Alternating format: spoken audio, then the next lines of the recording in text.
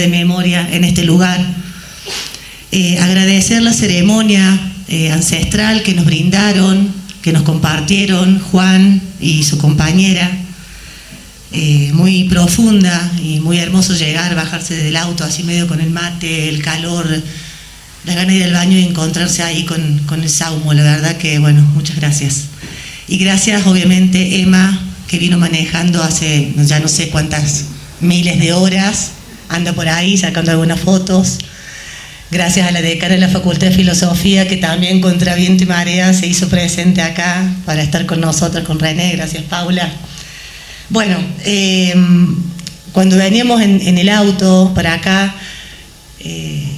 yo tenía como una imagen muy presente, pensando en la tarde de hoy, que íbamos a hablar, que capaz que la han visto, una imagen en la Plaza de Mayo, un 24 de marzo, donde se ve esa como tirilla con todas las fotos de las desaparecidos, que es larguísimo, no sé cuánto mide, metros y metros y metros.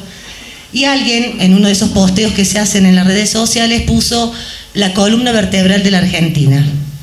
Porque justo por la marea de la gente estaba como tenía como una sinuosidad que parecía una columna humana, digamos, ¿no? Y cuando veníamos en el auto, charlando sobre el impacto que genera la puna en la sensación, en la mirada, en el paisaje, y pensando en esta ceremonia que nos compartió Juan, digo, cómo también estos cerros que nos envuelven y que nos abrazan son la columna vertebral de las memorias de un continente, ¿no? Entonces me gustaría quizás superponer esas dos fotos de este altiplano, de esta puna, de estos Andes, con la foto que alguien brillantemente dijo que es la columna vertebral de la Argentina. ¿Y por qué traigo esa foto acá? Porque el comité que me toca coordinar, que se llama Comité de Solidaridad con los Pueblos Latinoamericanos, es un nombre larguísimo. Yo le termino diciendo Comité de Latinoamérica y ya está, y se entiende. Pero bueno, este comité que se conformó por impulso de la Facultad de Filosofía y Humanidades de la Universidad Nacional de Córdoba, junto con la Mesa de Trabajo por los Derechos Humanos de Córdoba, surge en noviembre del 2019, tras el golpe de Estado a Evo Morales Ayma y Álvaro García Linera. Y no es, digamos, y no es que surge de la nada. Por eso yo, esto de las columnas vertebrales, digamos, me servía como imagen para poder explicar cómo llegamos a que al otro día del golpe nosotros estábamos reunidos en una casa, la casa de familiares de detenidos desaparecidos por razones políticas. Estábamos reunidos ahí pensando qué hacemos con esto. Y estábamos reunidos ahí y pensando qué hacemos con esto, porque nos hacemos cargo de algo que le estaba pasando al hermano país de Bolivia, pero no tenía geográficamente nada que ver con Córdoba. Y estábamos en esa casa esa tarde oscura, pensando qué hacemos con esto, porque casi 10 años antes, también por impulso de la Facultad de Filosofía, que tiene una profunda tradición de trabajo con los derechos humanos, habíamos empezado a no solamente a pensar cómo se defienden los derechos humanos, cómo se construyen estos derechos humanos que, como decía Eduardo recién, son infinitos, ¿no? O sea, uno hace 30 años no podría haber pensado que hoy estos cerros de los cuales estábamos hablando son sujetos de derechos en algunas constituciones políticas de algunos países de América Latina. En Ecuador y en Bolivia la tierra es un sujeto de derecho. Hace 20 años, 10 años, hubiera sido una locura pensar eso. Incluso en nuestro país plantear eso suena hasta locura, aunque creo que es necesario plantearlo cada vez más. Entonces, bueno, decía, en esos años, 2010, 2012, empezamos a preguntarnos por otra cosa que también hicieron referencia acá en la mesa, que tiene que ver cómo no solamente construimos memoria, construimos verdad, construimos justicia, sino también cómo abonamos procesos emancipatorios en nuestro continente, entendiendo que los derechos humanos y los procesos democráticos de convivencia y de vida no pueden circunscribirse a fronteras nacionales, porque de alguna manera u otra la historia trágica de nuestro continente nos ha demostrado que es un imposible, digamos, no lo puede hacer en términos analíticos, pero en términos históricos y políticos es imposible. Y tenemos muy cerquita el Plan Cóndor y tenemos mucho más lejos la conquista y colonización de América, y tenemos, bueno, miles, ¿no?, para ejemplificar. Entonces, en esas preguntas en torno a la integración latinoamericana, pensando en horizontes emancipatorios, empezamos a organizarnos con algunas universidades, no muchas del resto de América Latina, y sobre todo con movimientos sociales de América Latina. Y conformamos una red, donde empezamos a hacer una cosa que denominamos seminarios latinoamericanos de formación política, que tenían un nombre como muy académico y transcurrían la mayor de las veces en sedes universitarias, pero estaban compuestos tanto en su público, sus estudiantes, digamos, como sus docentes, por militantes de sindicatos, de organizaciones ambientalistas, de feminismo, de los feminismos incipientes en algunos países, en otros lugares un poco más consolidados, y por supuesto por movimientos estudiantiles y docentes de nuestra querida Facultad de Filosofía. Entonces, con eso nosotros ya, cuando llega el golpe del 2019, teníamos un estrecho vínculo con varias de estos actores sociales, ¿no?, que veníamos trabajando en estos seminarios, hacíamos encuentros, íbamos y veníamos, viajábamos, participábamos de algunas actividades en geografías diversas. Entonces, cuando fue los días antes del golpe, antes que se consumara el golpe, que se olía que estaba todo bastante fulero, digamos, estábamos en contacto con nuestros compañeros y compañeras de Bolivia, y cuando se termina de consumar el golpe, es decir, cuando Evo Morales presenta la renuncia, ahí, bueno, nos reunimos y ver qué hacer con esto. Y quiero retomar una cosa que planteaba René al comienzo. Una de las primeras cosas que hicimos en qué hacemos con esto fue presentar una denuncia en tribunales federales, dos del Juzgado Federal de Córdoba, por crímenes de lesa humanidad contra Yanine Áñez y Fernando Camacho. Hicimos esta denuncia, que fue la primera que se hizo en la Argentina. La Argentina hizo 3 denuncias por crímenes de lesa humanidad tras el golpe de Bolivia, apelando al concepto, que es lo que traía un poco René al comienzo de esta conversación, el concepto de jurisdicción universal, que significa cuando el país que está violando los derechos humanos no da garantías de que se juzguen en ese país, pues cualquier otro país puede, entendiendo que los derechos humanos son universales, iniciar los litigios, las querellas que sean necesarias para que eso se juzgue. Eso al día de hoy fue un acto meramente simbólico, porque no tuvo efecto jurídico, digamos. Pero también acá, y traigo lo que contaba Paula también, ¿no?, lo que sucede en la justicia tiene un gran peso jurídico y es fundamental, pero tiene tanto más peso simbólico y en estatuto de verdad, que construye comunidad, que constituye comunidad, que, bueno, no es insoslayable, digamos, ¿no?, eso.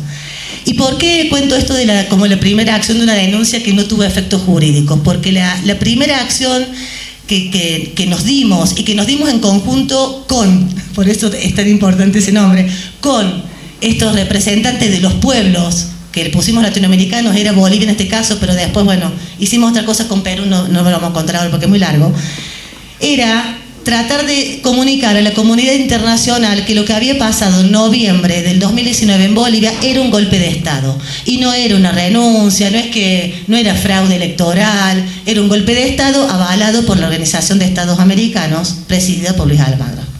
Entonces, en ese camino, que fue diverso, porque tuvo también la creación de un sitio web, bueno, un montón de cosas, la denuncia tenía sentido en ese punto, digamos, crucial, porque esa denuncia, obviamente, cuando nosotros conformamos el comité, lo conformamos con una red internacional de movimientos sociales, no solamente de América Latina, sino también de Europa, que cada cosa que nosotros hacíamos acá en Córdoba se replicaba automáticamente en Inglaterra, en Francia, en España. Y todo esto lo pudimos hacer porque nosotros, como argentinos y argentinas, tenemos la experiencia de lo importante que fue la cooperación internacional a la hora de pensar la posibilidad que en nuestros países juzgaran, como única vez en el mundo, se juzgaran a los genocidas responsables de los crímenes de lesa humanidad. Si no hubiera venido la Comisión Interamericana en 1979, si Baltasar Garzón no hubiera querido extraditar a los militares, y Fernández dijo, no, más vale los hagamos acá. Fernández le dijo a Kirchner, ¿no? Nada de esto nada de la historia que hoy contamos hubiera sucedido. Y también esto es importante porque cuando nosotros como comité, una de las cosas que quiero decir solamente como dato, porque me genera mucha emoción estar acá, otra de las primeras cosas que hicimos fue constituir una red humanitaria para ayudar a familias bolivianas a escaparse de Bolivia, porque corrían riesgo su vida. En la ciudad de Córdoba recibimos 13 familias de Bolivia y una de las salidas era por aquí. Entonces me genera mucha emoción estar acá. Yo nunca conocí a las personas que eran como nuestros amigos de la Quiaca, que facilitaban a estas familias a cruzar el charco, digamos. Y digo cruzar el charco porque muchas veces eran los mojados, o sea, cruzaban más cercano a Salta por el río porque no podían eludir los controles acá en la frontera. Y empezamos ahí un trabajo también con una figura que para nosotros era como muy lejana, que es del refugiado político, ¿no?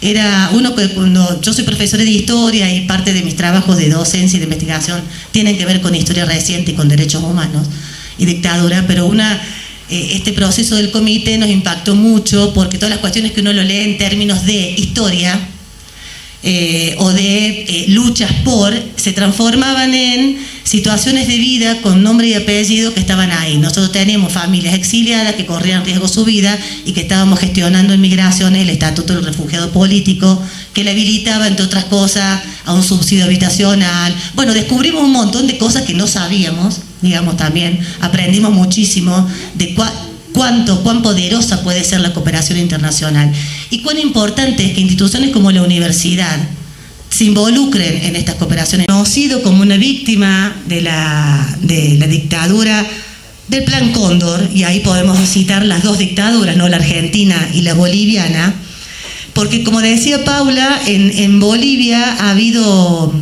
una comisión de la verdad, que paradójicamente tenía como fecha de presentación del informe, luego de muchos años de investigación, en julio del 2020, plena dictadura de Yanin Áñez. Sin embargo, con esta cosa extraña que tiene Bolivia, que a veces uno no entiende cómo funcionan las cosas, el informe se presentó en la Asamblea Legislativa. Y ese informe da un montón de recomendaciones, indicaciones al Estado Nacional. Muchas en la clave de reparación, digamos, ¿no? Y entonces a nosotras, tanto el caso paradigmático de Sebastián Moro, como que es actual, como el caso paradigmático de Juan de Dios Aramayo en la dictadura de García Meza, sirven también para abonar a procesos de justicia en Bolivia. Porque también hay una cosa que nosotros como argentinos aprendimos: cuando uno va a un juicio por genocidio o por crimen de lesa humanidad, como en general se denominan los juicios, no se juzga los 30.000 desaparecidos. Se juzga mengano, fulano, sultano, que estuvieron en tal lado y que los responsables presuntos son tal, tal y tal, digamos, ¿no? Nombre y apellido. Es así. Esa es la forma de juzgar que se tiene en este tipo de juicios. Entonces, si nosotros logramos avanzar con desclasificación de archivos y con inicios de juicios con Juan de Dios Aramayo por la dictadura anterior, pero también por Sebastián Moro, vamos a dar un paso muy importante, no solamente lo que significa para una familia encontrar justicia y fortalecer esa verdad, que ya es una verdad, digamos, no hace falta la justicia que la legitime, pero en algunos casos sí. Y en el caso de Juan de Dios Aramayo, en el caso de Sebastián Moro, necesitamos que el Estado boliviano digan que fueron represaliados por el Estado nacional y que tiene que haber gente presa por esa responsabilidad. Así de sencillo. Entonces, nosotros, bueno, para terminar y no hacerla muy larga, nada, con mucho entusiasmo, con mucho compromiso y con mucha emoción estamos acá y seguiremos mañana en Tupiza para acompañar estos procesos. Gracias, René.